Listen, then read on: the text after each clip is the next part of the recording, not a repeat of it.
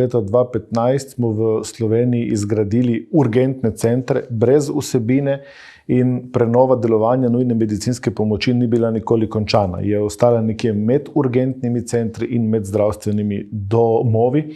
Seveda smo vedno izhajali iz tistega, kar je ostalo 2015, korak po koraku bomo šli. Jaz moram na tem mestu ljudi pomiriti, bo boljše, bo bolj jasno. Eno je nujna medicinska, eno so urgentni zdravniki, mi imamo precej specialistov urgentne medicine, ki ne delajo v urgentnih centrih, in eno so zdravstveni domovi z dežurno službo in ambulantami družinske medicine. Ko bomo to uredili, bo tudi dostopnost boljša. Nikakor pa ne bomo zmanjšali dostopa do nujne medicinske pomoči, kvečjemu bo bistveno izboljšan. Ko bo zadeva urejena, končana, z vsemi deležniki, najprej strokovnimi, se bomo uskladili, tukaj smo zelo blizu, potem bomo šli seveda po regijah in po občinah in bomo dosegli kompromis. Nič se ne bo zgodilo 1.1.2023.